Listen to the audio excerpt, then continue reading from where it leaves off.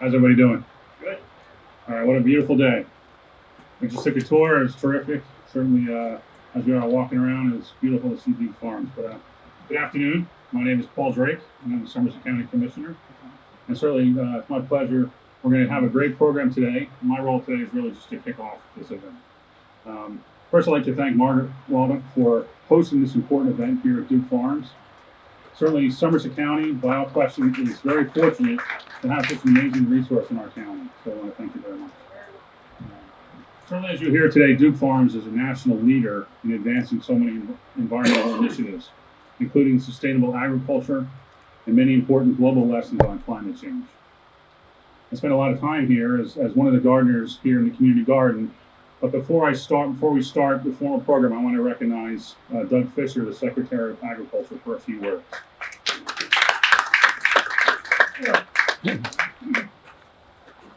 Thank you. It's great to be here. I've been here at Duke Farms many times, but I'm always so impressed with the work that's done here and just the mission we put these things. And the mission and the story of Duke Farms. I want to thank the County Commissioner for spearheading this event of women in agriculture.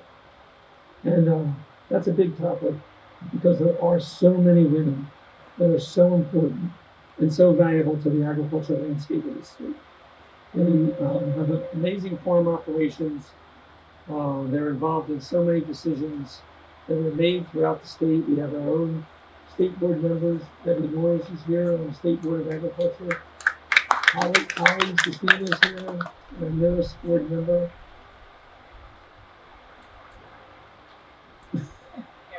Erica Puskas, sorry.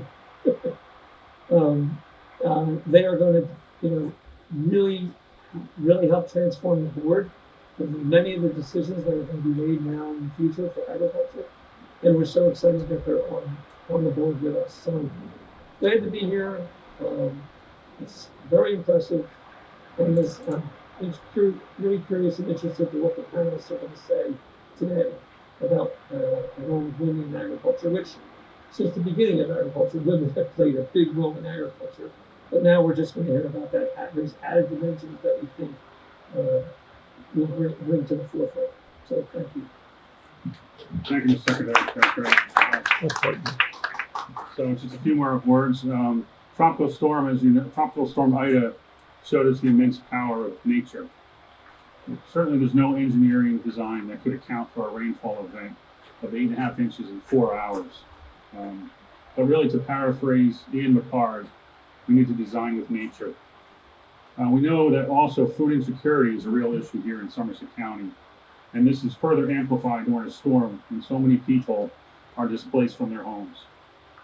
Farmers in the agriculture industry are very important to Somerset County. Farmers put food on our table, and they're the stewards of our natural land base. Through Somerset County's Farmland Preservation Program, the county has been able to preserve a total of 120 farms throughout our 21 municipalities, equaling approximately 8,300 acres of land.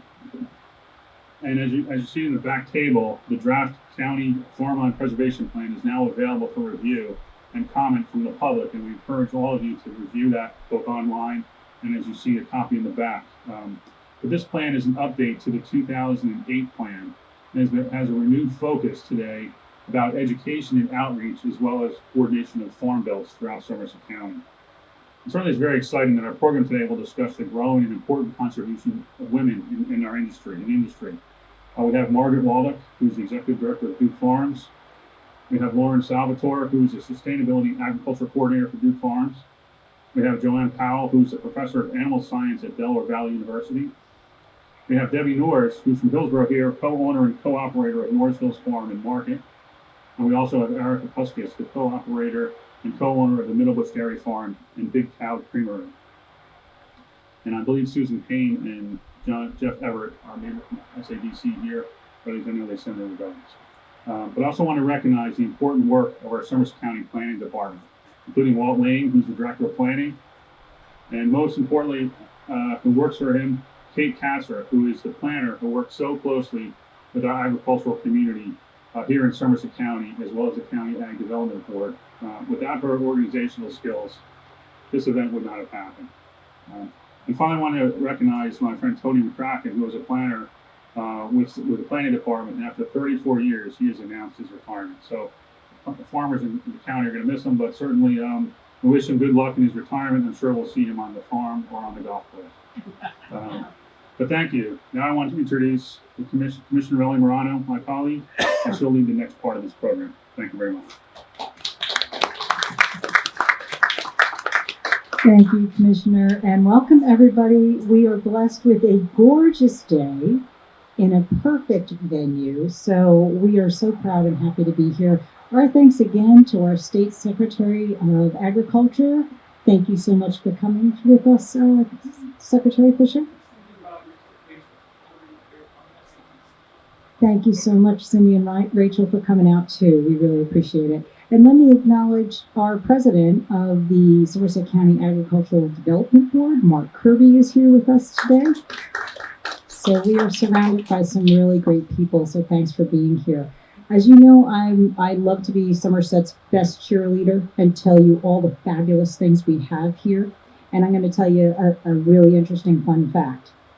Somerset County has the highest number of female farmers in the state.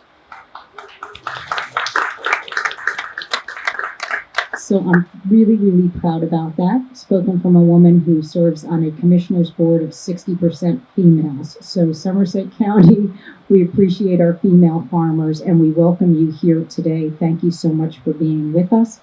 I am going to be passing the mic along so that you all can introduce yourself before we start the panel. All right? Hi, everyone. My name is Lauren Salvatore. I am the Sustainable Agriculture Coordinator here at Duke Farms. I grew up right here in Hillsborough. I did not have much experience with agriculture as a child. I got to ride horses because it is New Jersey. We know we have a lot of those. So I was fortunate my parents let me take riding lessons, and that led me to leasing and working on horse farms in high school and college.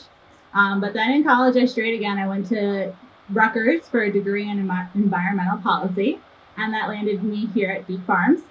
And I was lucky enough here to get to know our sustainable agriculture manager, who's also our grazing manager, really, and asked him a lot of questions, and I got really interested in the cattle, which led to sort of a mentorship for me to get to learn about grazing and agriculture here at Duke Farms and the position that I'm in now. So I'm definitely the beginner on this panel. I've only been in agriculture for about 3 years, I believe. That's a really awesome story. I have the opposite story. My name is Erica Puskas. I dairy farm in Franklin Township in Somerset County with my husband's family, and he's the third generation at that location as a dairy farmer. But I grew up on a dairy farm myself in central Pennsylvania, and I come from, 8+ generations on one side of dairy farmers. And so I'm steeped in that tradition, but I'm in a different location, and it's much different in a suburban area versus a really rural area. I went to Delaware Valley College now, Delaware Valley University for dairy science, and I worked on our family farm for a few years, and then after we were married, I came here and I dairy farm with my husband's family now. I primarily do herd health, the herd health area of our farm, so that involves managing the calves, milking cows, managing the reproduction end of that business, and but basically I can help in all areas on the farm, and consider it a huge privilege to have grown up on a dairy farm and get to continue to do that today.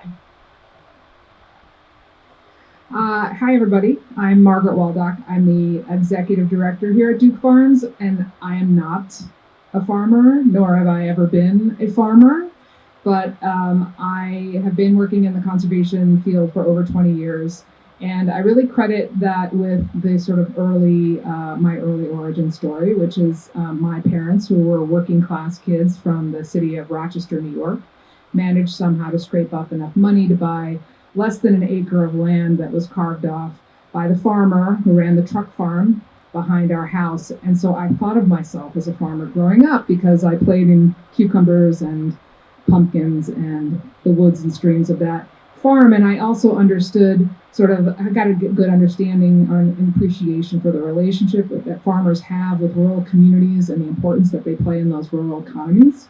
And I also trespassed a lot on farmers' land, so apologies for that. But it really formed a real love and appreciation of nature in me, and I pursued a law degree at Vermont Law School, which is the country's premier environmental law school, nestled in the Green Mountains of Vermont, a great place to study. And then I started a career working for various conservation organizations, including American Farmland Trust, made my way to the state of New Jersey, did a little stint at the Green Acres program, and then went to TPL with Cindy Roberts, who I didn't know was going to be here, and was there for a very brief time, but learned a lot from those professionals, and then went on to run the Hunterdon Land Trust in Hunterdon County, which I like to think of as an organization that has a lot of similarities with Duke Farms in terms of their commitment to farmland preservation, and they also have a historic farmstead that they own and operate down in Flemington. Then went to the Geraldine R. Dodge Foundation, continued to do grant making there that focused on land preservation in the state of New Jersey and supporting the nonprofits that facilitate that. And then I got to land here, which is really my dream job. Can't believe that I'm here. Grateful to all of the staff here at Duke Farms because all the progress that you see here today is due completely to them. Folks like Lauren, who are very committed to the work and mission of this organization. So I'm glad that we could host this convening because I think we're all ready for in-person meetings, having been virtual for far too long, and I'm glad that we could accommodate you all here today. My name is Joanne Howell, and I guess my official hat today is that I'm here as an instructor of animal science from Delaware Valley University. But I grew up in agriculture in Somerset County. My family owns a farm that sits in Bridgewater and Bedminster. I grew up milking cows there. It's permanently preserved, so it's going to be there forever. And we're actually prepping the next generation to take that over. I've done a lot of things in life. I worked for Merck in animal health research. I worked at Rutgers as a farm manager and part-time lecturer. And really, I've got my dream job too now. I'm actually back at the school I graduated from, an Aggie, and very proud of that, and very proud of the young people, especially the young women that I get to influence and interact with every single day. Here in Somerset County, I've been really active in our County Board of Agriculture. I've actually held every office there except treasurer. They won't trust me with a checkbook. For whatever reason. President of New Jersey Hereford Association, been on the board of directors for New Jersey Farm Bureau, and I was actually the co-chair of the Corzine Agricultural Transition Team eons ago. So thank you. Excited to be here. Good afternoon. My name is Debbie Norz. I'm a farmer in Somerset County. I did not grow up on a farm. I grew up through 4-H though. I was not involved in agriculture until I met my husband. So for 28 years now I've been a farmer. And like Joanne, I'm on the Somerset County Board of Agriculture. I'm also a State Board of Agriculture member right now representing the farmers in New Jersey. I'm in my junior term. And it's a 4-year commitment that you make on a volunteer basis. One of the things that I'm most proud of is being able to work with the Somerset County 4-H through the animal programs that they have there. There's been many kids that we've released animals to that have had the ability to work with animals that never would have had that chance or opportunity before. And from there, and with Mark's wife, Nancy, coaching them as much as she does, we've actually produced quite a bit of kids that are involved in dairy and other aspects that leave New Jersey and go to schools, and they kind of look at the kids and go, "You're from New Jersey?" And we've done an amazing job with training the youth and getting that next generation prepped to take over and be the future that they need to be. So thank you.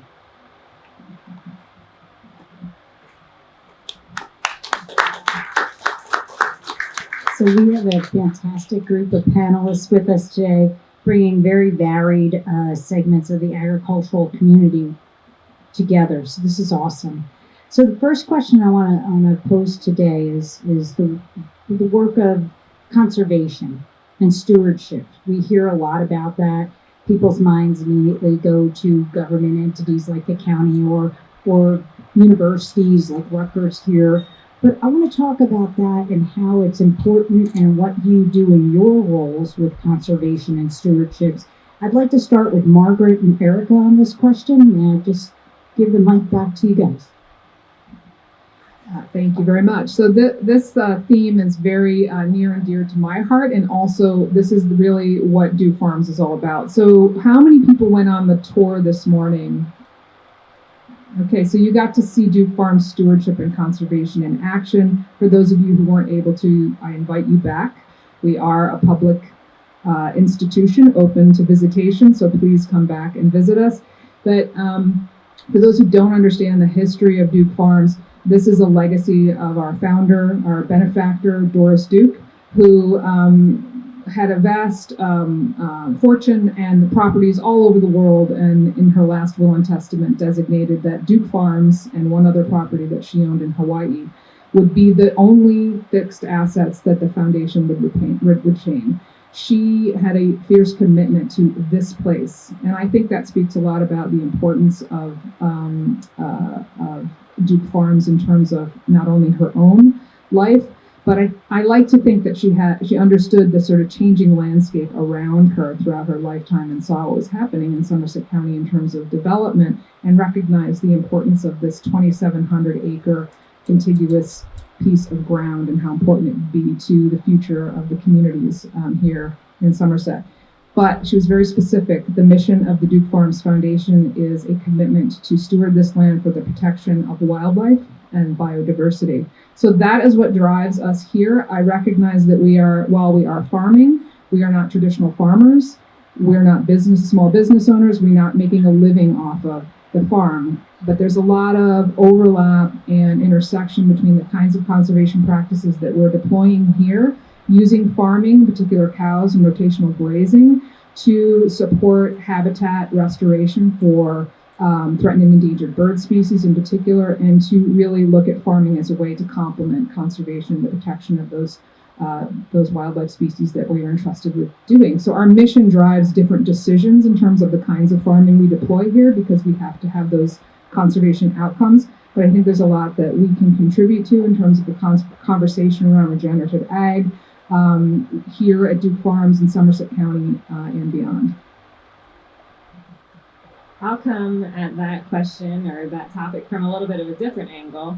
We're a commercial dairy farm. We sell our milk wholesale through Reddington Farms, so it's in your ShopRite grocery stores.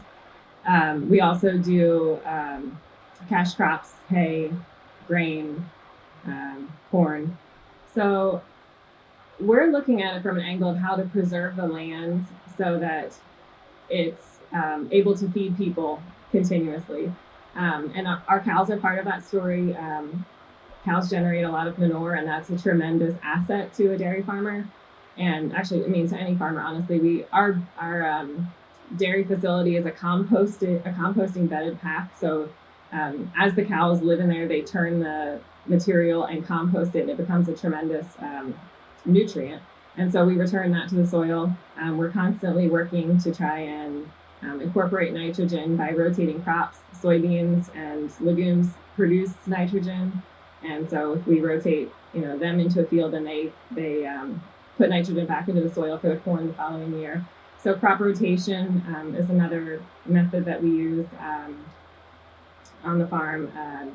Cover crops, planting cover crops, so that during the winter time, when an annual crop like corn is no longer standing in the field and the root system isn't there to protect the soil, we'll plant a cover crop that can winter over, that can hold that soil and prevent erosion. And honestly, all of that is just part of a greater mission that we'll be able to keep the farm on the property, keep the farm in the community.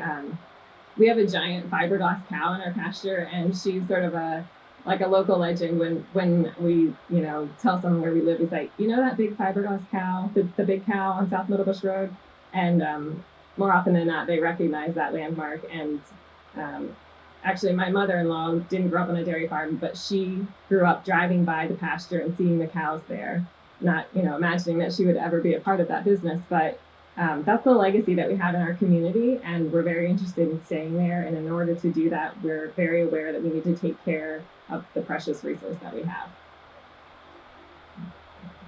So I want to also emphasize that in addition to the stewardship and conservation practices that Lauren and our farm team are engaged on, as well as our stewardship staff, that we also are in a great position to provide a point of engagement for the public, as you are all here today. You can visit this place, you can see these practices, conservation practices demonstrated in place. But then we have programs that are really designed to orient the visitor here to what the concept of a food system is, right? We want people to understand where their food comes from, right? And we believe that by connecting people to that reality, right? We have a farm-to-table cafe right over here that is still open for outdoor dining if you want to come back for lunch. Our home menu is designed around the products that Duke Farms produces, including our beef, as well as products that are sourced from local farms. We have educational programming that we conduct here, including a farmers market that happens every Sunday. And the whole idea behind those programs is we want people to understand that it matters where you get your food, and it matters to Somerset County, right? Because when we eat seasonally, we're reducing food miles, right? The distance it takes to get your food to you, which is really a great way to play a role in reducing greenhouse gas emissions. We're eating healthier.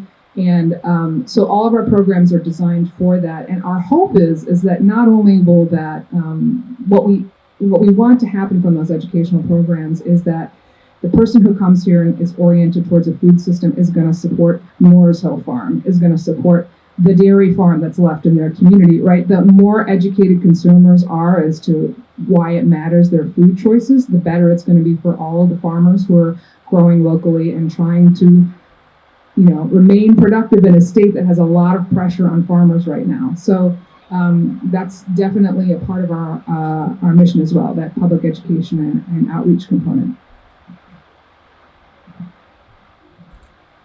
And that's actually a great segue into our next question that I want to pose to the panel. Somerset County has a conservation plan. As Commissioner Drake mentioned, we have preserved 8,900 acres of farmland. Our latest farmland preservation plan has a goal of 16,000 preserved acres.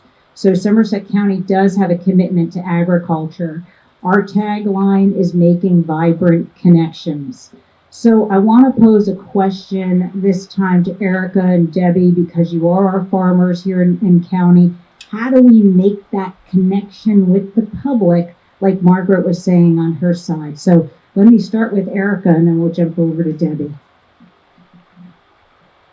I think that probably all of us have learned, maybe especially during the pandemic, that anytime you talk to someone face to face, there's so much value. And currently, we don't have an established program like Norz's do, where people come to the farm, to conduct business. But we do have a lot of people who just stop in and want to know what's going on. And we've done school tours through some dairy checkoff funded programs that farmers pay into to promote their product. And of course, we've done some 4-H groups have come. We do lease for dairy calves to 4-Hers, and so they come, and we've had a really, really wonderful experience with that, helping kids who grew up in on a 1/4 acre have a dairy calf and understand how that ties into their food system. But specifically talking about making connections with people, I think you need to talk to people. So I think we all recognize that, but it's really scary for farmers when we often perceive the public to be threatening. And but we've learned, just as we've had little side enterprises like selling sweet corn or selling flowers along the side of the road, that people want to talk about their food so much. They want to get a glimpse of your animals, and they have honest questions that aren't they're just pure ignorance. They haven't had the opportunity. And so I think anytime that people, Margaret's talking about welcoming people to help other farmers by just starting the conversation, and I think that's really where the most change and education is done. I absolutely concur with what Erica said. People are thirsty for knowledge, and one of the taglines that's being used now is "Stay local to loyal." It's really important that, not only is it reducing emissions by going to your local farm and supporting your local farm, you're also helping keeping agriculture viable in your community. When people do come to our farm, we do a lot of agritourism, and we have the normal things, but we also have signs around that explain different things and how things grow, like sweet corn, or I'm just trying to think of our different signs, pumpkins and things like that, tomatoes. We welcome questions, but we also want to make sure that you're getting the straight answer. So sometimes we will have actually told our staff, do not answer a question unless you are 110% sure of your answer. Because there's different facets of farming that people want answers to, and if you answer it improperly, you are now the expert because they're asking you, right? And so we try to maintain that with our staff, saying, do not answer a question that you don't know the answer to, because it's so important. I never thought being a farmer and doing farm markets and direct marketing, I also have to be an advertising agency. That's tough in itself. It's not just the role of growing it and picking it and harvesting it and preparing it and making it look nice. I actually have to do a lot of preparing to get people to come to our farm, because we've had people who have been coming to our farm picking pumpkin for years and say, oh, you sell vegetables, you sell meat. It's just one of those things that you just never really had to think that you had to prepare yourself for. And animal agriculture is part of what we do. And it's very important that I convey to you that I can tell you what happened to that animal while it grew. I can tell you that when I dropped that animal off at the processor, that I thanked that animal. And I know that may sound strange to other people, but that's truly how I believe. And when you go into the grocery store, and they're also needed components, but when you go into a grocery store, they can't tell you about that information. They can't tell you how that tomato grew. They can't tell you how that animal was raised. They are bringing quality products as well, I'm aware of, but trying to keep everything local is very, very important. It just helps with the economy, because the amount of donation requests that I get and the donations that we give back are not something that you see, and they're also not something that I will brag about. And I know that sounds strange, but there's just certain times when you make donations, they need to be kept to yourself. And there's a lot of that happens with farmers. Farmers Against Hunger, with the gleaning efforts that they do. These are all things that how farmers give back to the communities that we have. And in order to be able to give back, we need you guys to come and support us as well.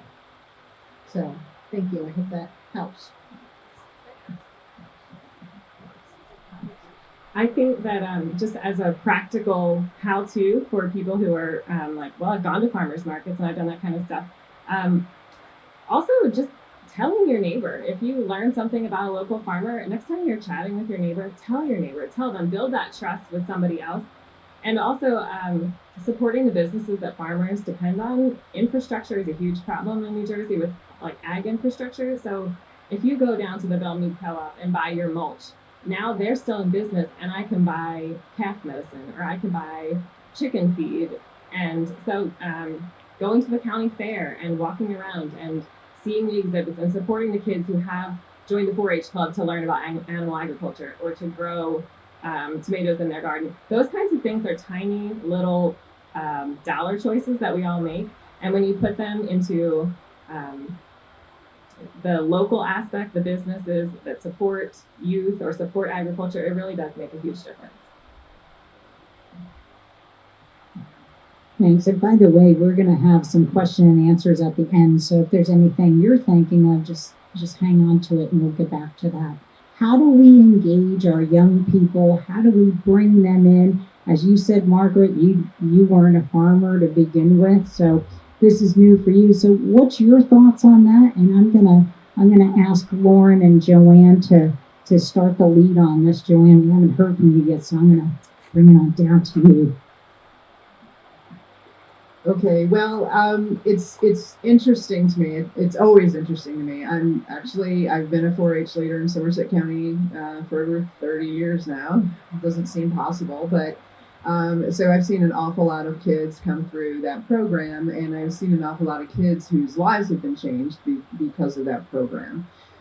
Maybe they had never thought that they would have a future in agriculture, and they can borrow a calf from Erica or one of my son's goats, and suddenly this whole new world opens up for them. And as a college, somebody that teaches at the college level, I can spot those kids in my classes because whether they went through FFA or through 4-H, they're just buttoned up, and they're not the kids that were waiting in line today to tell me I forgot how to get in to take a quiz. I forgot there was a quiz, right? These kids have their stuff together. It's exciting for me. This year I have yet another one of our former 4-H members in my classes. And it's fun when I recognize them. A young lady that grew up in Erica's club, who borrowed heifers from them for years, their whole family does, is going to graduate. She's a member of this ag sorority that I'm the advisor for. She already has her spot in agriculture lined up. She will be managing a Guernsey operation in Maryland. That's a breed of dairy cow. And I'm super excited for her, and she's going to go on to do great things. And I can't help but think if she was not provided that opportunity, it wouldn't have happened.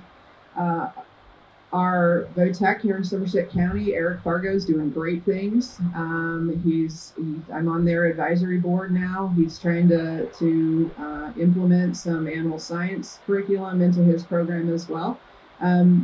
But you never do know when you're going to meet that young person who, I never thought of ag as an option. Even my son's girlfriend, who lives, in a regular house in Branchburg, over dinner said, I think I might like to go to school for agriculture. And I was so excited to hear that.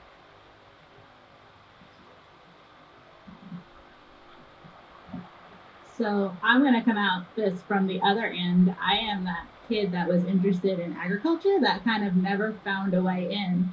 I knew about 4-H and things like that as a kid, but my parents, it just wasn't something they wanted for me, and I love them dearly. I had to make trade-offs to be able to take horseback riding lessons, like make certain grades and do other activities like soccer and softball in order to have my lessons. And when I wanted to get more involved, it was because I had a car and a job and I could afford to do it on my own.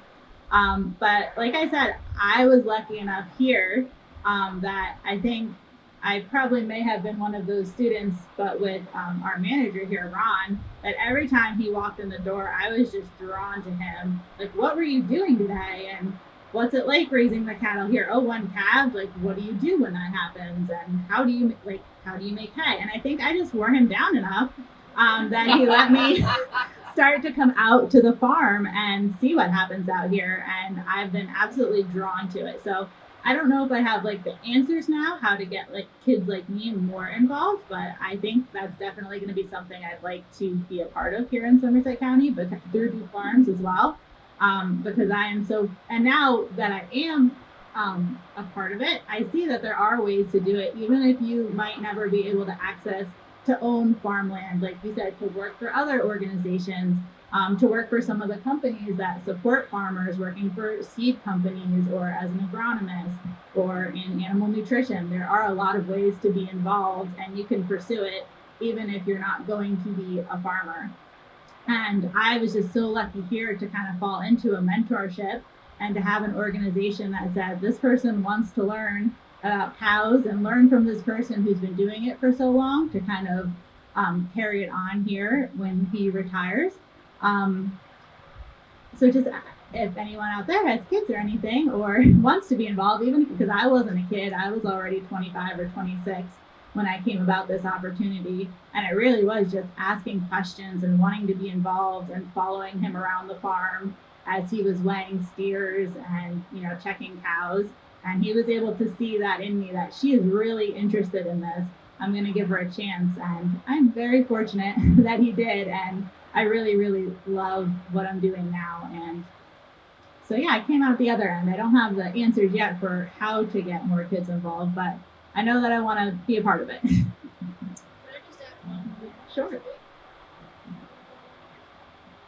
So some years ago now, I was involved in a program that was called Reinventing Agriculture Education. And I want to say that it was so long ago that we were actually talking about the year 2021 like it was way far off in the future. And so it was a panel not like this, but the guests were guidance counselors and teachers and folks like that. And by dumb luck, my guidance counselor from high school was there. And so we had lunch together, and he said, I love what you're telling us. Agriculture would be just such an amazing opportunity for so many of our young people, but you have to convince the parents that that's a viable career path for them. And that is really very, very difficult. My own son's going to school for history. I'm done arguing with him, right? It's fine. This is not for everyone. But I think as a community as a whole, and certainly as parents, we really need to listen to our kids that have the interest in agriculture and support them to find their path forward.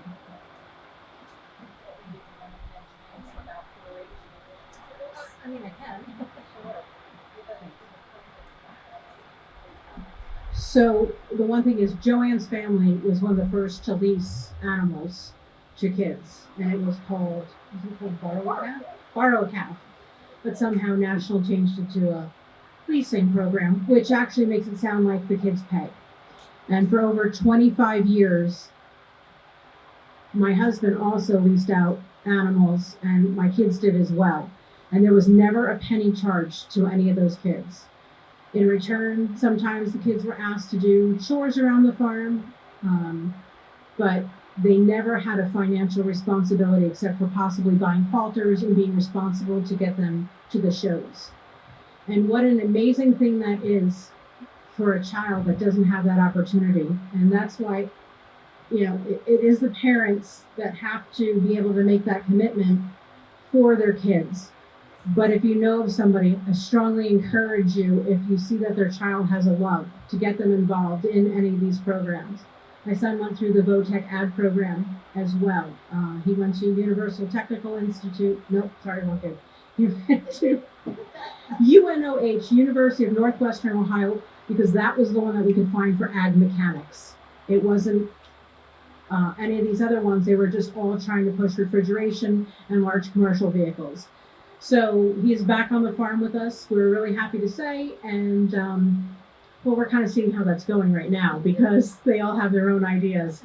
But so right now the farm is holding 3 generations on it, and I just can't say enough about the 4-H program and FFA. My son was a part of being in VOTEC, and the programs are so different, but yet they're so similar. Because it's not even just teaching about agriculture, it's also teaching about life and how to speak. And, like Joanne said, she can pick those students out in a heartbeat just because of their training and their background. So, thank you. As a mini promotion, the Somerset County 4-H is having an open house to display their club information on September 23rd at 6:30. Thank you, Erica. And I just thought of one other thing I forgot to mention that I've learned and benefited a lot from is all the different breeds of cattle do have their own associations, and you can typically find them at fairs and shows. And one thing I found neat in working with my manager Ron kind of outside of Duke Farms is like the Simmental Association has a regional show where you could come and you don't have to have a cattle to show, but they do things like public speaking and sales talk and different quizzes where you have to have knowledge. So there's a ton of things out there, even, if you don't have an animal, that you could get involved in ag. Well, when you say public speaking, I attended the Outstanding 4-Hers event recently. Talk about public speaking. So if you have an interest in public speaking and any degree of interest in agriculture, 4-H is for you. These students were amazing with their poise and grace and delivery. So 4-H really does incredible things with our young people. So thank you to all the volunteers involved with 4-H, past and present. You had touched on, when you were all talking, about some parents that discourage their children from pursuing agriculture. Perhaps the parent was afraid and protective of their child because this was going to be hard, long days.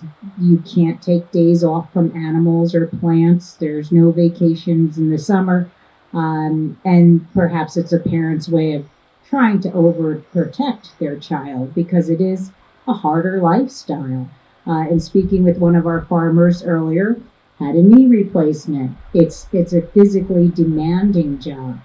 So as women, we have certain unique hurdles in this physical demands in agriculture. And I want you to just share with me about that, the physical demands, how to overcome some of the unique challenges you have as women in agriculture. I'd like to speak with Erica and Lauren down on this end about your thoughts with that. You guys are dealing with cows. They're rather large animals, and I would imagine that requires some degree of strength on your hands. So can you share with us about that? So as far as physical strength, equipment is very helpful. I can't lift a round bale, but my tractor sure can. But that was a hurdle in and of itself. I remember when I first wanted to come out to the farm and it became a real possibility. So many people, you want to learn to drive that big tractor? I'm like, well, I don't necessarily want to, but I think I can. And I still like my heart stops every time I need to pull into traffic with something large, but I can do it. I can get it done. I'm never going to be a mechanic with any of it, and I'm never going to be the world's best operator, but it is a great kind of feeling that I can do this. Like I could take care of these cows, I could clean this barn, I could feed them, the equipment with the cows themselves as well. When I first started here, the way we would work cattle is they were all halter broke. And I don't know if any of you have ever met my boss, but he's very, very tall and very large. And he would hold them over so we could, do whatever we needed to do. But now there are handling facilities or just chute systems that we could use to safely hold the cattle. So I think that has taken a lot of the barriers away for working cattle and getting things done on the farm is the different equipment that we're lucky enough to have to be able to do that. Another thing that I think I kind of am still working through is and I don't think this is a woman-man thing, but I'm just more of an emotional person. And I think sometimes it's like, oh, she's a girl, she's not tough enough, she's going to cry when a calf dies or whatnot. And I am emotional, but I don't think that makes me any less in this field. I think it's an asset sometimes, just that amount of caring and willing just to be open with, yeah, I really don't like when that happens, and going to go even more next time to try and prevent it. But yeah. I'll pass it over to someone. I feel similarly about equipment operation. Yeah. I think it's really important to in agriculture to think of women and men as complements to each other. Lauren was mentioning she's never going to be the world's best tractor driver. My husband aspires to be the world's best tractor driver, and that's his area of interest. I'm so glad that he is mechanically inclined. I also don't feel that I need to explore any deeper into just basic day-to-day operation. But I do think that women bring such a complement. For years, my dad only hired women to milk cows because they're gentler, they're calmer, they're less impulsive, they're more thorough. Like studies have shown that. Universities of dairy science programs have studied that. And so women have this huge, just different creativity, different ideas. And I think it's so important to include them. But I think specifically when you're thinking about some of the barriers, I don't know if anyone has ever said to you or any of you, like, oh, you're going to be the one going to milk those cows? You're going to be the one to drive the tractor? There's just a lot of assumptions. We all make assumptions, but there's a lot of assumptions, and at first you might feel like it's flattering, like, yeah, I am going to drive that. But when it comes down to it, they're assuming you can't. So that can be really frustrating to me, especially when someone, a visitor comes in the barn and says like, oh, can you teach my daughter to work that hard? And I'm thinking, can you teach your daughter to work this hard? Do you work this hard? So sometimes I feel like the mindset is really frustrating, how people, make assumptions. But when you are willing to work hard and to learn new skills and to build trust with people, I think, especially in our generation and increasingly in agriculture as a whole, from anything from like veterinarians to farmers to ag educators, there are so many really, really talented women doing all sorts of things. And the more proof there is, the more that momentum builds.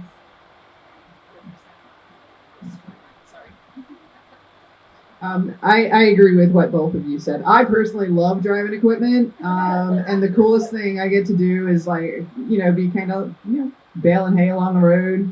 And you see the guy tooling down the road in the Mercedes, and he's like looking at you like, "What are you doing?" And I'm like, "I'm baling hay, dude, and my rig costs more than yours." So, but it's exciting. I think this is a really exciting time in agriculture, especially for women. My school, I think most schools now, we don't differentiate between men and women in our classrooms, right? In fact, the majority of my classes have way more women in them than men. And that's across the board. My dairy business classes, my intro to animal science. Now, some of them want to go off to be veterinarians, but increasing numbers of them want to go into agricultural production at some level, right? Believe it or not, we get a lot of interest in people going to work for chicken companies. That is an unmet need. All Purdue, Mountain View Farms, all of the big ones. And it's exciting. They don't care who they hire; they just want people, right? But I think that for years, and even when I was at Del Valle as an undergrad, my boss, I was a horse person back then, but my boss would only hire women to work with in the breeding facility because women have an innate ability to recognize when there is going to be a problem, right? You can look at a mare, a foal, whatever, and say, we need to call the vet for that animal. Erica mentioned that she does a lot of the herd health aspects of their farm. Calf care was something that historically has always fallen to the woman at the farm. And it just happened in the past. And now we recognize that's your next generation of your herd, right? And if you are doing your job right as a farmer and making good breeding decisions, those are your most valuable animals. So in my mind, it makes perfect sense to have the brightest person on the farm taking care of those calves and ensuring that they're going to survive. So just a quick little story. One little boy came up to me at church one day and he looked at me and said, "How's Farmer Norz doing?" And I stopped for a minute because I knew what he meant. And I looked at him and I said, "I'm doing fine, thanks." And he said, "You're not the farmer, you're a woman." And that moment is when every person on our farm giving a farm tour introduced themselves no longer as Mr. or Mrs., but as farmer and your name. So when Farmer Shannon gives you a tour, you're now getting used to the fact that it could be Farmer Shannon, it could be Farmer Mackenzie, it could be Farmer Rich. But we're all farmers and it doesn't matter what we are. And it's breaking down those barriers that is what's going to make it okay for not looking at positions, but looking at people and where they excel. Although my husband's always said, there's nothing like a woman taking care of the calves just because maternally that instinct just kicks in. So thank you.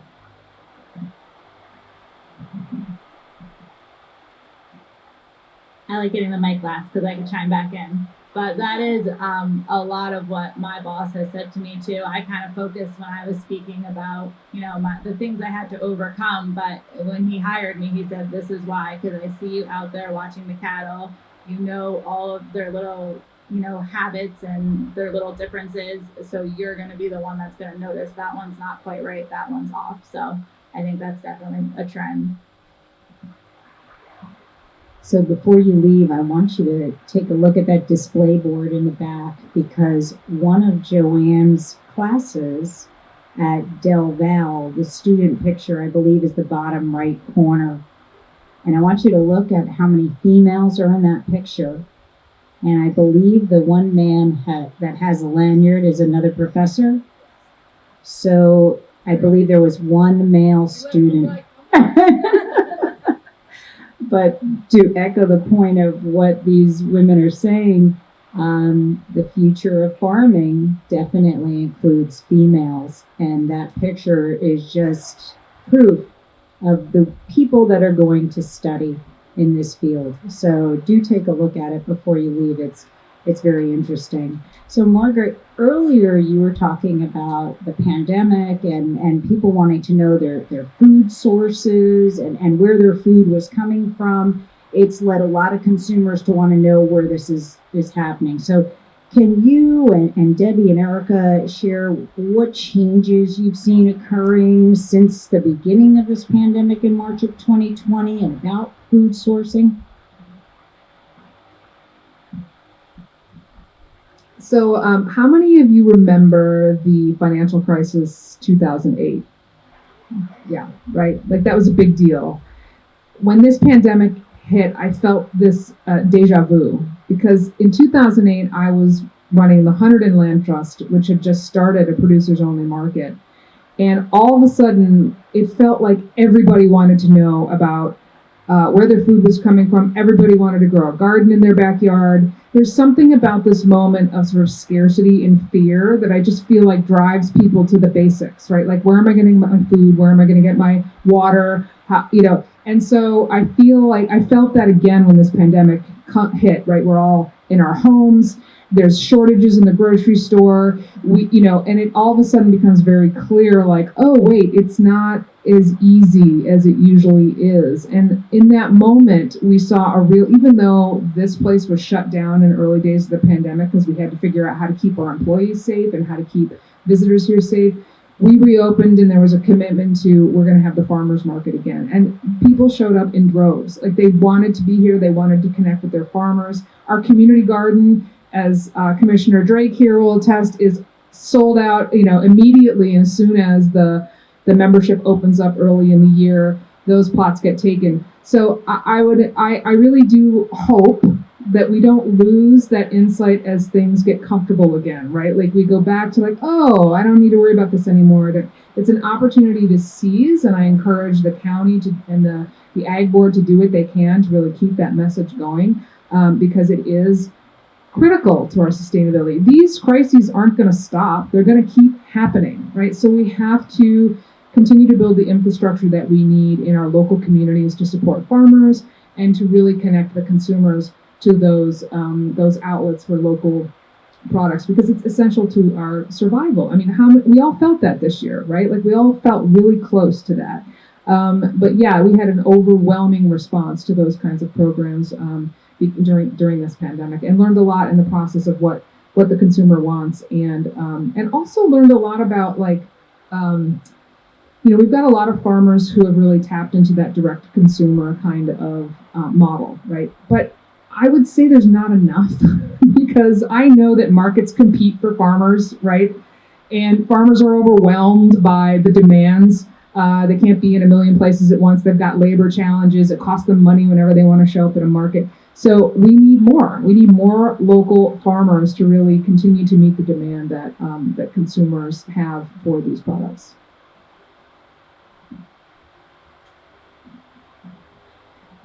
So during the pandemic, it was interesting how many people turned to the farm. We changed our entire setup around. We actually opened early. We sourced food in. We didn't make that a secret that it was being sourced in, because it had to be, because food doesn't grow that quick. We are open on Saturdays from 10 to 2 to sell meat.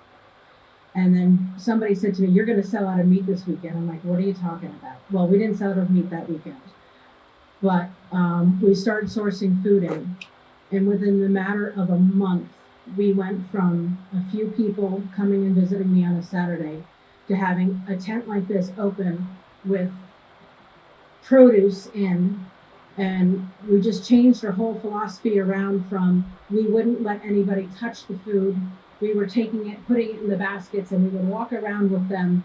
And it was such an interesting concept that, you know, we had lines.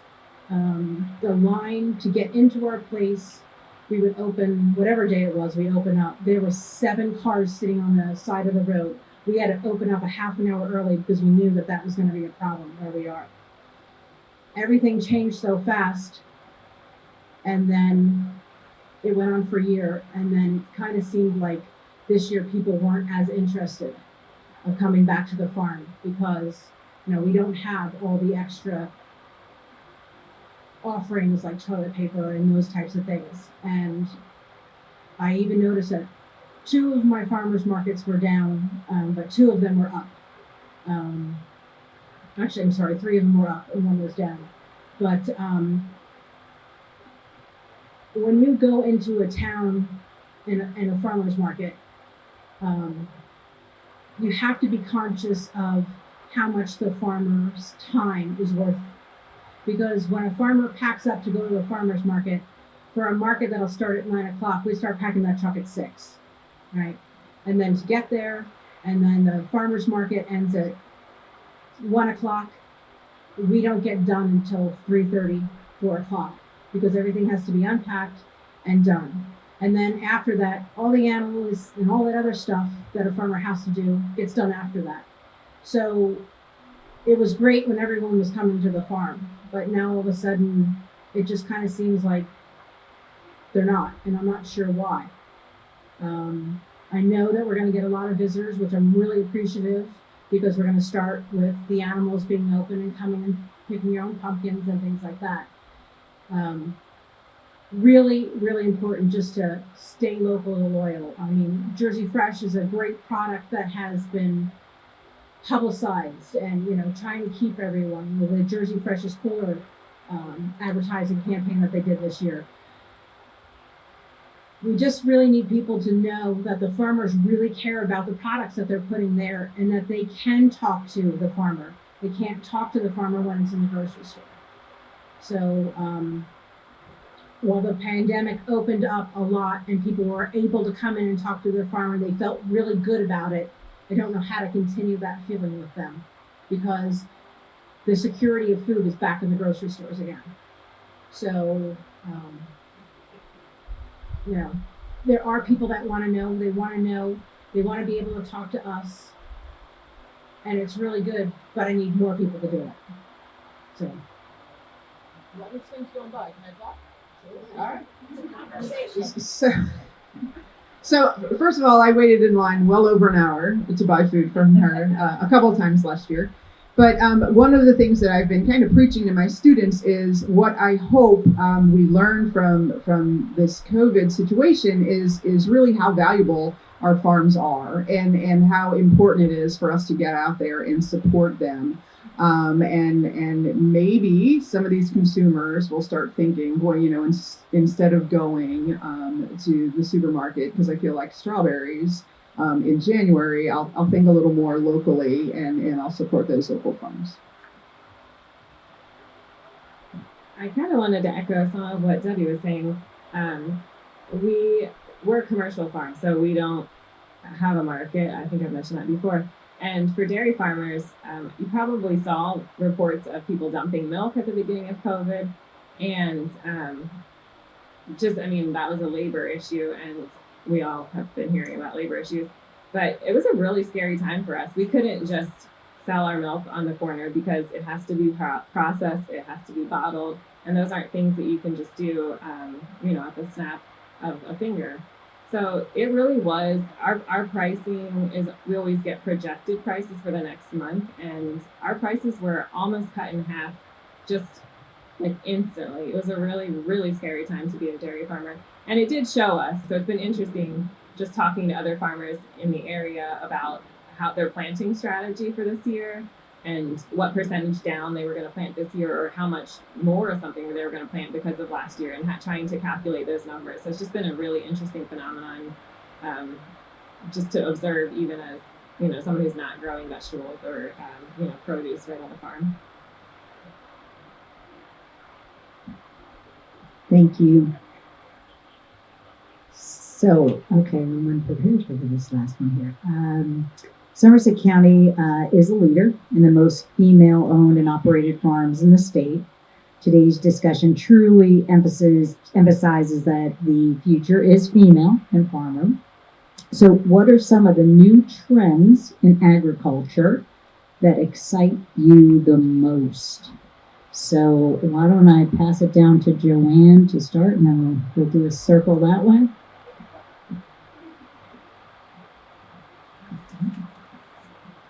So I've always been excited to be a woman involved in agriculture. I've never really experienced any prejudice against me based on gender. And one of the things that I think is really cool working with this next generation is I don't think they see themselves as any different than a man in a barn or in a field or anywhere else, right? We have, this is our time. We deserve a place in the barn or in the field or in the tractor or even in vet clinics, right?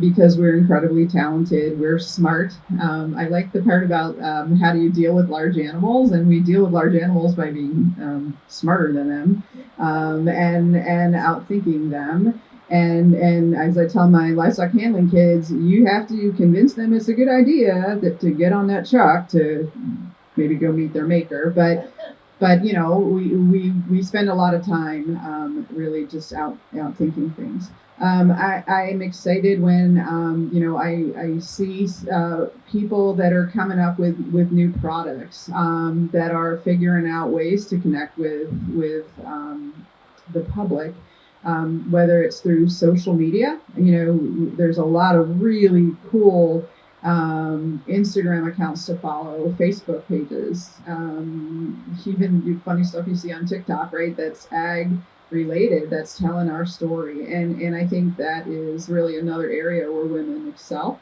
in that ability to tell our stories. A lot of programs out there that are specifically available for women to whether they are to make those connections with existing farms that may be dealing with an older owner. A lot of loan programs specific to women. We're seeing a lot of in the dairy industry. We're starting to see people that are getting these milk plants in a box, right? They're basically shipping containers that have an entire processing setup in them, and they're a relatively low cost way to get involved in that business. My family, that's what we did. We milked cows. We processed and sold all our milk right off the farm. And conservatively, a young man, I know this is about women, but a young man came to talk to my dad about getting involved with that. And Dad's like, you're looking at $1 million just to get in the game, kid. And that young man, also a Del Val grad, figured out a way to do it for $100,000. And he's doing it well, and Debbie's selling his product. So, but those opportunities are out there. You just have to maybe think a little differently, be a little more creative. It's not the same old ball game, right? We have to really adapt, figure out our path. Might not be the same path that my path might not be the same as Debbie's or Erica's or Lauren's or Margaret's or anyone's, right? Follow your path, be true to yourself, and just really believe in what you're going to do. Thank you. Yeah, the future of farming is, female farming. I can say it. If there's opportunities for people out there that are really passionate about doing things, and I have to tell you, I hate this because I've watched people do it. Joanne has been my mentor. She's not that much older than me, but in 4-H years, she was. I always admired the fact that she never let anything defeat her because she was genuine about what she did. And it wasn't because she was a female. It was because of her passion. And anybody who has that passion and that desire is going to make it in farming. Because if you don't have passion and you don't have desire, you're going to fail. And I say that because it's hard work. And I will say that both my daughters have no interest in continuing farming. And it kind of does break my heart, but I understand. My son's fiance is a nurse, and we know that she also is going to come and do some stuff on the farm because it's just natural. When you're marrying whomever is on the farm, you're marrying the farm as well. And you've got to know that there's sacrifices, a lot of sacrifices, and you got to be willing to take them. So the future lies in your own passion in order to be able to continue farming. I would like to add that the future is very daunting. We just experienced one of the worst deadly storms in New Jersey, right in this region. 30 people died in the state of New Jersey, rising waters. We are living the future right now. This is what climate change is going to look like for all of us, right? The good news is that I truly believe this with all of my heart, that the future solutions to these big global problems that we're facing right now lie in this very concept of land stewardship and how we're going to support local land stewards like farmers, right? Like the people who are responsible for managing the land. And there's a tremendous opportunity right now with greater attention being paid to the opportunities of renewable agriculture, regenerative agriculture, small scale agriculture to contribute to carbon sequestration, pulling the carbon out of the air that we need to hold the line on a warming planet. And I actually feel that is a tremendous opportunity for this next generation, who is much more in tune with the very threats of this global crisis, because they're the ones that are going to be living with the worst impacts of it. So I think we need to think about the ways to connect land stewardship, farming, regenerative agriculture to those solutions that are going to really be essential to this next generation having a sustainable future. Along that line, I think sort of combining a few of those ideas, it's really exciting time to find the cheerleaders in agriculture. There's so many voices on the internet, but when you tap into some of the agriculture advocates on the internet and hear not only the statistics that they cite about carbon sequestration and management of national forests and things like that, just to hear them talk about how much they love agriculture just helps to remind me how much I love agriculture. I mean, I'm only 34, but I'm tired. Like, dairy farming is exhausting. And so to have somebody to remind me what a privilege it is really important. And also, as a parent, to be raising kids on our farm and getting to see them learn and grow and have the opportunities, that's always really encouraging. It brings that feeling of new life to the farm. I wanted to echo that as well, being new to farming and kind of dropping into it right before a pandemic when everything essentially closed and I was isolated out here. It was really neat to kind of comb social media and find other farmers and female farmers and kind of build this little community, and everyone is usually pretty encouraging, like, oh, she could do that, I could do that too, and learn from people all over the country. So that's pretty exciting to me, just to be able to connect with people without actually needing to be, in a very close proximity. I know you like to have the microphone last, so I was. Before we open it up to general Q&A, Joanne, you had mentioned about financing. So if someone is interested in farming, I'm sure that's a significant hurdle for anyone, the financing and the finding the land. I'll just open this up to any of you. Is there any suggestions of where somebody should look to find help with that aspect of it? Or does anybody have any suggestions they'd like to share?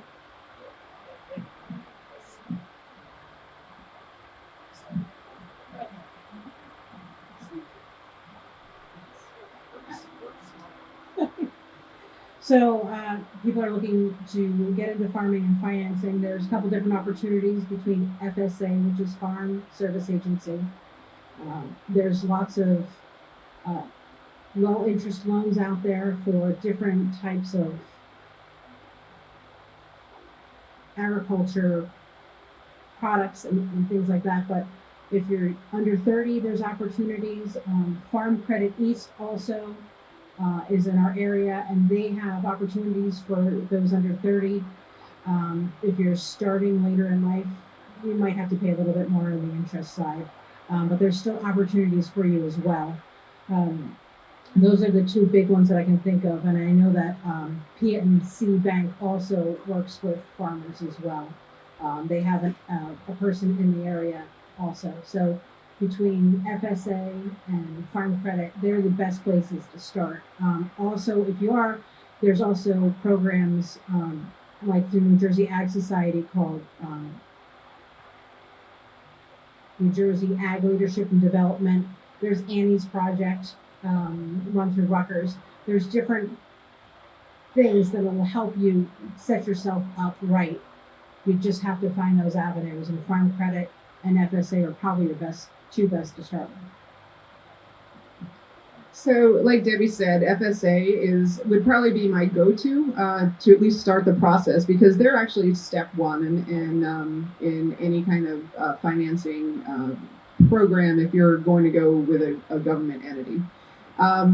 But certainly, once you're in with them, look to NRCS. Say you already have a property that, maybe has been abandoned and needs some upgrades, and NRCS can provide you with grant money for certainly a lot of conservation programs that you could become involved in, and Google, like I always tell my students, they're like, what does that mean? I'm like, just Google it, right? But there's nothing wrong with going on and looking for that information, because you never know when you're going to uncover something that maybe nobody else has hit on yet, right? And suddenly, they're like, oh yeah, we've been waiting for you to come. Here's some money. So I'll just add that for years, from the beginning of my career, I worked at American Farmland Trust, and this one issue kept emerging, and this was a few decades ago, so I'm not going to age myself, but there was this ongoing concern, right, about intergenerational transfer of land, and this trend where we were seeing an aging farmer population and not a lot of young folks coming up through the ranks. And I don't know that this issue has been solved. Farmland preservation is a critical piece to making farmland affordable. It's not perfect. We know that in New Jersey. It doesn't necessarily, there's still a lot of barriers to young people getting access to ownership, certainly, and even some lease situations. But I also would add that the opportunity to farm doesn't just lie with the people who are interested in getting into farming. It lies with the people who are interested in getting out of farming. And so those folks need to really think about a good estate plan. What's your succession plan look like? And finding ways, and I'm sure there are programs that I can't think of right now that are, the state has a land link program, for example, to try to connect those young farmers that are coming up with the folks that are looking to retire, and frankly, they're tired, right? They should be able to retire, and their land should be able to transfer in a way that still allows them to tap into the equity that they've built up over years of hard work, and still keep it affordable for the next generation that's trying to get in. I will confirm that is not a problem that's been solved. And it's a really incredibly difficult conversation because it's so often tied up also in the daily workings of day to day and personalities. And, a lot of times the farmer who's 65 now didn't get to own the farm until they were 45, and they feel like they're just getting started. And so that, as that happens from generation to generation, it just has a huge trickle-down effect. And I don't know the solution to it other than conversation and talking about it and expressing how you actually feel. There are always farmers who wish they had someone that they could transition their farm to. And, I mean, it's easier said than done, but if you're a person who's interested in trying to get access to land, I do think a face-to-face conversation with someone and honesty about, I don't want this to become a shopping center. There's value in that. It doesn't fix everything, and it's not necessarily that you're going to get met with an easy conversation or success your first try, but seeing young people who are interested is exciting to older farmers. I'm not an older farmer, but I talk to them and I know that.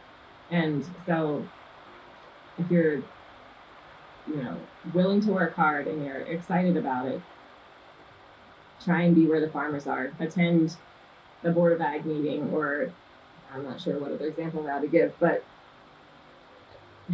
yeah. And put yourself in the path of farmers to try and make those connections, because the average age of farmers is much higher than people probably think, and it is a huge problem. Thank you. So I'll open this up to anybody that has a question. Coming right over.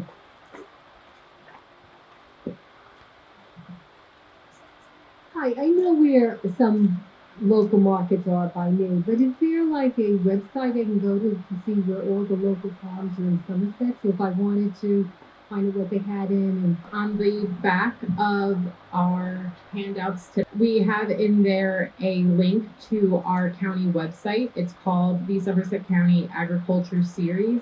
And on there, you can put in your address, and it'll give you all the farmers markets in the community and the ones closest to you within a 5, 10, and 15-mile radius. And also, it has bios on each one of our preserved farms.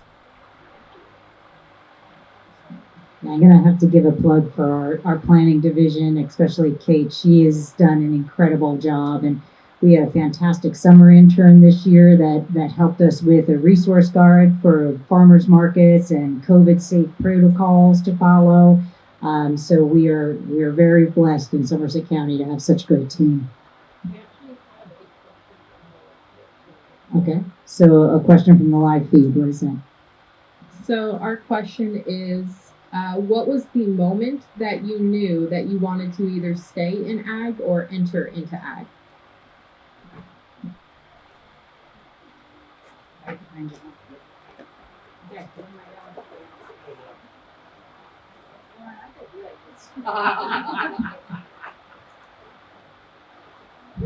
I don't know if it was just a moment or a feeling, but the first time my manager left me by myself on the farm and went on vacation and left me, with this kind of list of things like weighing animals by myself, or, there were cows calving. It was like that feeling of like, I can do this.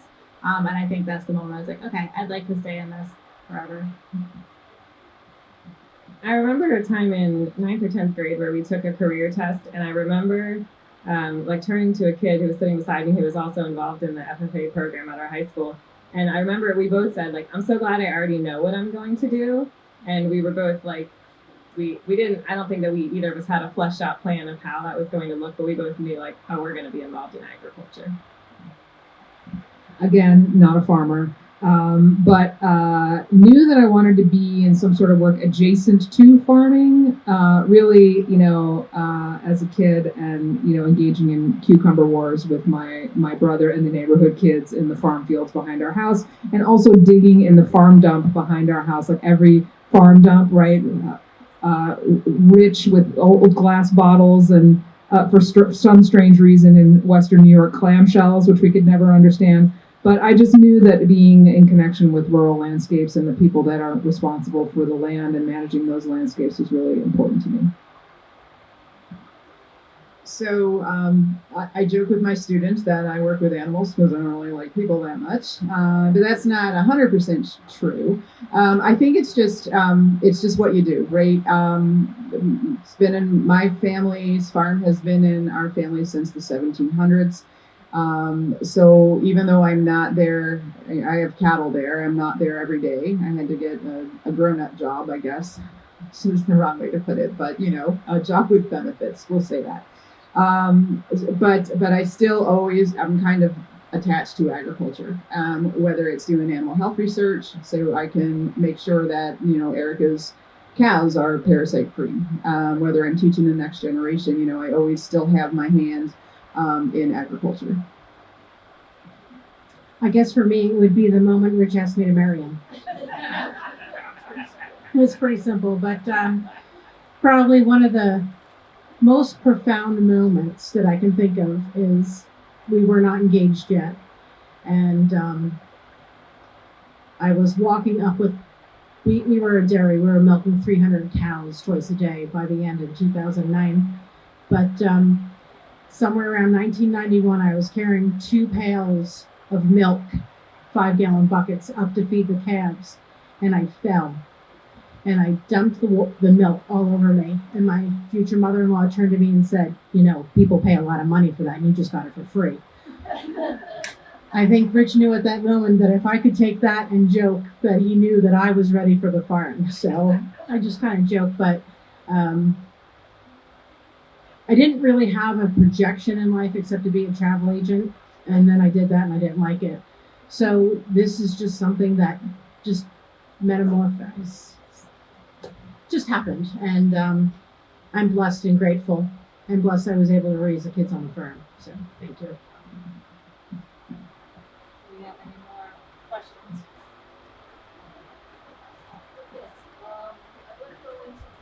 Yes. I want to go into the business end a little bit. I know there's a lot of handling large animals, but you're also talking about working with banks and acquiring funding and finding land. Everything seems to be computerized now, and marketing and planning ahead for your crops that you mentioned. How do you do that? Can you go into just maybe women and the business end? And I don't know what you teach in that. I hope you coordinate with your business department, but I'd be interested in any of your thoughts on that. Having had my own wrangles with banks in the 1980s who did not want to lend money to a woman without a man to co-sign. And my blessed father said, well, we won't repeat what he said, but he said, we'll do it. Yes, I was just mentioning to the Secretary of Agriculture that there should be college programs in agricultural and in economics. So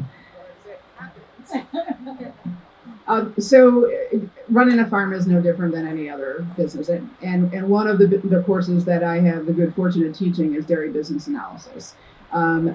First thing I tell my kids, you need a business plan. You need to go in there with goals. You need to know exactly what your market is going to be, where your strengths are, where your weaknesses are. Say we're going to start, selling milk, right? And we want to direct market milk. Debbie wants to direct market beef, whatever it is, right? We need to know where those customers are going to come from.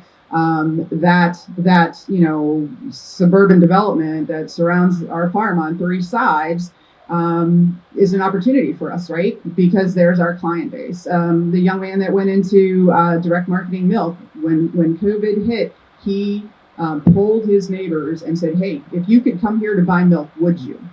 And they overwhelmingly said yes. So it's no different than any other business. It might seem like all I do is play with calves and goats and all those fun things, but at the end of the day, it is a business, and sometimes we have to make really hard decisions based on our profitability and if it's even going to work. Both Erica and I completed Annie's project, which was primarily for women. Well, it was for women, and it went through all financial aspects. There were 6 parts to it, if I remember correctly. And one of them was developing a marketing plan at the end. Also, farm credit, when they lend you money, they also make you go through a business plan as well to make sure that, everything that you're doing, you know what you're getting into. So.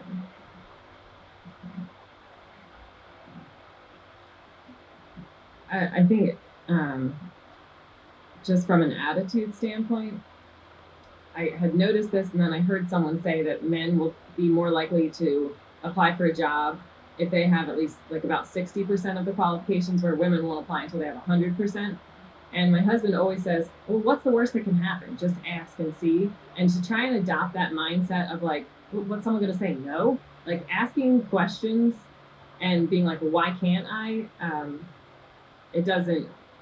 It often just leads you to another opportunity, and that's not it's just a practical, mental approach. It's not a how to get a business loan, but I think that can really open doors that you don't even maybe expect to open by just asking. Any other questions? I'm coming. Over.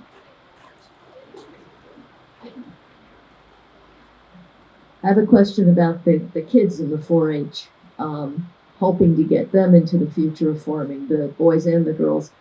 I've been to a number of 4-H's and covered them, and I've seen the kids really enjoy it, but I've also seen them when market day comes. they're going to be sold. They're going to become meat. You're going to break your heart. How do you convince the kids it's okay and keep going?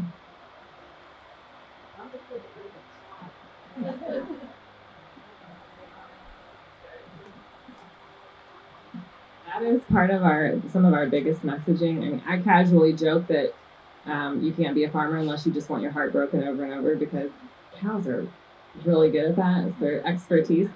But it is part of one of the main messages that we tell the kids is we give them the best life while we have them.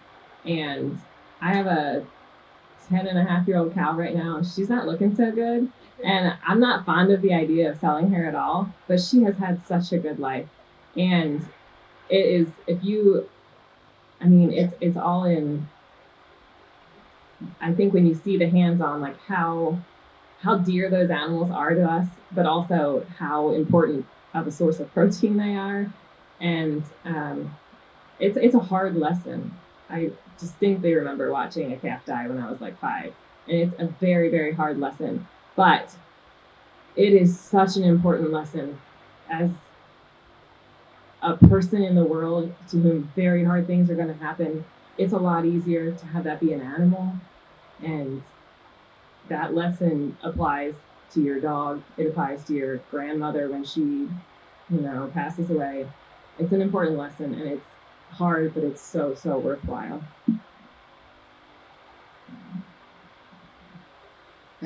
Debbie and I co-lead a livestock club, and so we spend an awful lot of time explaining to our members that these are animals that are incredibly well taken care of, but they serve a purpose.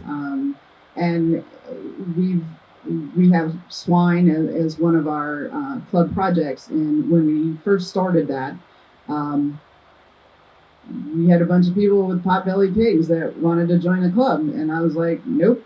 And one of the agents kind of got a little aggravated with me, and I was like, it's completely different, right? The diet's different, the care of them is different. No pets, and Debbie and I have really stuck by that policy across all of the species that we do have in our club. But it, like Erica said, it's a really important life lesson. I don't know that there is an animal with a bigger, better gig in the world than a 4-H project, because boy, do they get spoiled.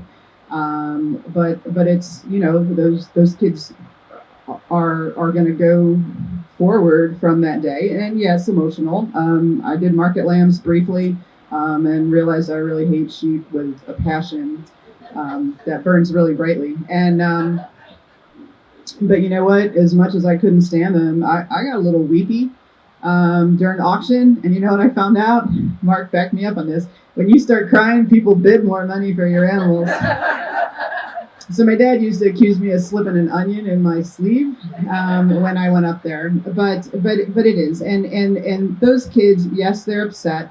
But they know they did everything they could for that animal. They know that animal was extremely well taken care of. It had the very best feed. It had the very best vet care.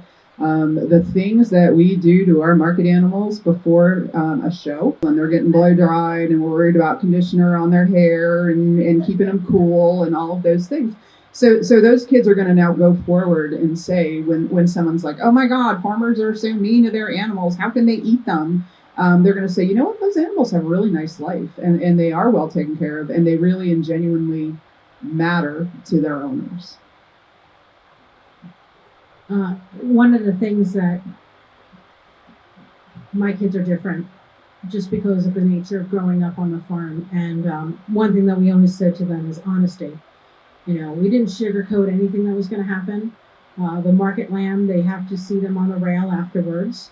You can ask me later if you don't know what that means. They would judge them, and they would learn about what they ate, how they ate, and how it came, into the muscles, and provided the best quality that there was.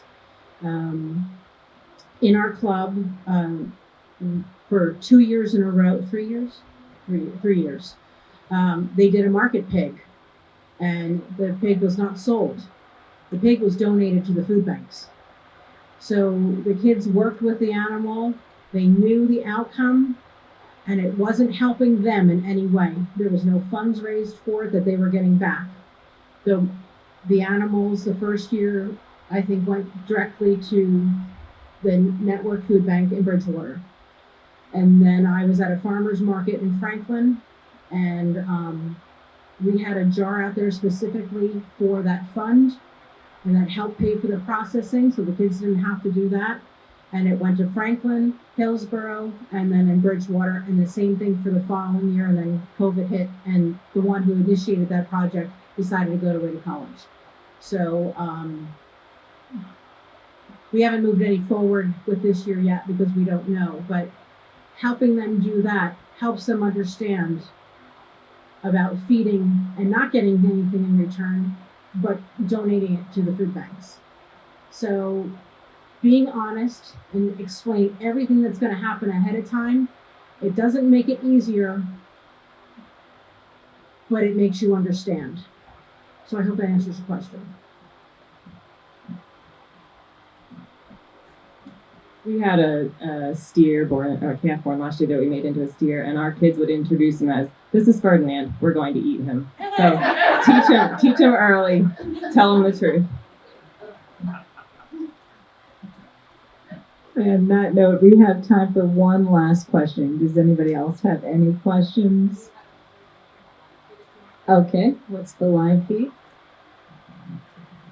Someone mentioned suburban neighbors. Do the farm operators feel that they may have more right to farm issues today than in years past?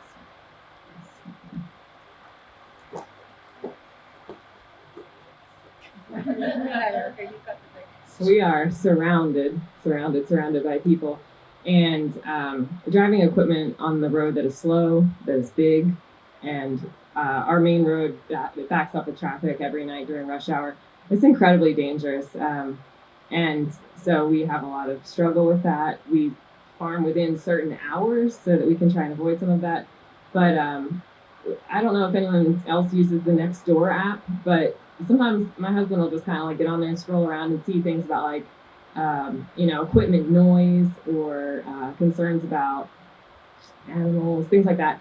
And a lot of times he just goes in and clears it right up. We did some aerial seeding with a crop plane the other day. We were seeding red clover into a standing crop of corn. And that was pretty alarming to a lot of our neighbors. They're like, what is happening right now? We're being buzzed by this yellow plane. So he was able to just go on Facebook and like leave a message, and people were so grateful to have that explanation. And I think, once again, like connecting with people, they'll be better neighbors if they know that you're trying to be a good neighbor too. But it is a huge problem, and we're trying to take care of them when they don't know they're in danger and they're actively putting themselves into danger. And we start milking at 4:30 in the morning, and we've had neighbors complain about it, but most often they're more understanding when they hear the explanation behind it. I think Erica mentioned really briefly that it's important to be a good neighbor. So we're not going to go and spread manure Memorial Day weekend, right? Because that's just asking for your neighbors to be angry. I will tell you that every time a home changes hands in our neighborhood, it's a little bit, we're a little bit concerned until we meet the folks, right? Because you never know when that person is going to move in that thinks it's so beautiful that there's a farm right there until they find out that the cows make noise or there's dust from the equipment, right? But for the most part, I think that the public really appreciates having farms in their community, and like to look out and see that activity. But it is, again, important for us to tell our story. And when they do come to us with concerns, explain, well, this is what's happening and this is why it's happening. And oftentimes they'll go away satisfied because, now they get it. We're not doing it just to be a jerk, right? We're doing it for a reason. And a lot of times, I'll tell this quick story. I know we're getting short on time, but no one was home and the cows got out. And we came home and we found the cows, the group of heifers, standing in the barn, and they were not in the barn when we left. So it was kind of puzzling to us, but whatever. And then the next day or 2 days later, one of the neighbors came in and said, yeah, the heifers were all the way across the street. So we rounded them up and we chased them back and put them in the barn. And we hoped that was okay. And we were like, oh yeah, that was fine, but that very easily could have resulted in them calling the police, lawsuits, the whole 9 yards. Just really, really, really fortunate. And they kind of felt like they were part of the farm team. Probably one of the biggest things is I have to do more of it, but when we're moving equipment is let people know. There's a very dangerous section in which we have to move equipment. I actually have to stop the cars, and I get cars tell me that they can make it. And probably the funniest thing to me is when I edge up just a little bit for them not to pass, and then the combine comes up over the hill and they're like, oh. So probably, hopping on Facebook probably wouldn't be the worst thing to say, hey, just so you know, South Branch Road, River Road's going to be tied up for a little bit because we're moving equipment. Maybe they might go a different way around. And, or maybe they're like, okay, I know this is coming. I've got to deal with it. So that they don't try to pass. Maybe it's a thing where I say, just so you know, my son's out there driving the combine. Now it puts a mom's perspective on it. Please don't pass. But it's definitely, speaking with your neighbors, letting them know, not spreading manure on Memorial Day or Labor Day weekend, because they do frown upon that. But, reserve those things for Mondays, Tuesdays. But yeah, just making sure that you make that connection.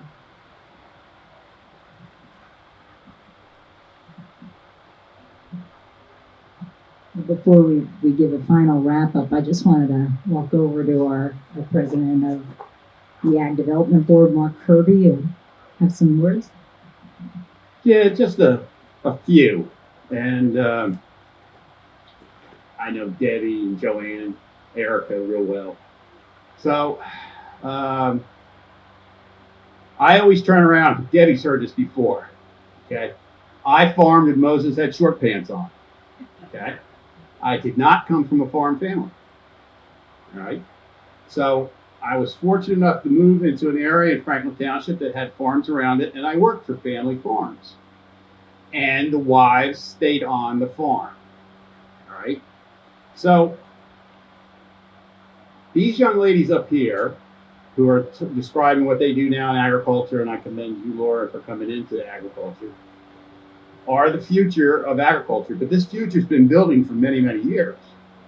The farm wives, the farm families, the wives ran the checkbook, took care of the calves and the cows, okay? Took us around to the farm, to the farms that we had to go work on, the guys.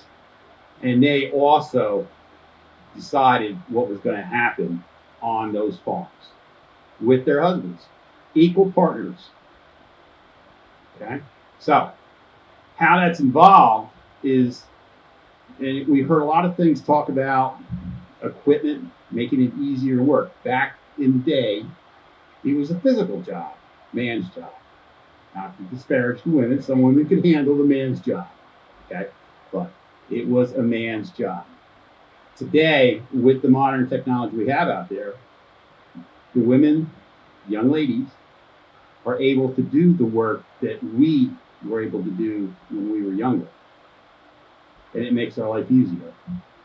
So, first of all, I want to thank Kate for putting this on, even though it got canceled last year. Okay, it's a great format. I want to thank our panelists. Great format. You guys answered a lot of questions, and hopefully everybody got everyone out. Our commissioners who came today, thank you very much. I really appreciate this. It's my wife works. Excuse me. Here we go. My wife works off the farm so that we can have a farm, which is what today's problem is. You heard Joanne allude to it. She had to go get, quote unquote, a real job. Okay? And that lies the problem. Now, so Nancy works off the farm so that we can farm. She also is my 50-50 partner. And believe me, she is the one that runs the care on the cows and the calves. She doesn't run the checkbook on the farm. That's mine. but any financial businesses is a 50-50 split. So thank you very much for coming out to talk about what you guys do in the future. Okay, I'm hoping one of my granddaughters will take over the business. Who knows when that will be? I don't know. But again, thank you for everybody coming out, and thank you for supporting Somerset County, supporting the CADB. We're going to get to our goal of 16,000 acres one of these days. We're almost at 10,000 with the stuff that's in the pipeline now, so we'll be having another big party down the road. So again, thank you very much to everybody. Thank you so much, Mark. I'm echoing that again. Thank you all for coming today. Wish you a safe ride home. And thank you so much to our panelists for their time and experience and efforts here today. Have a good one.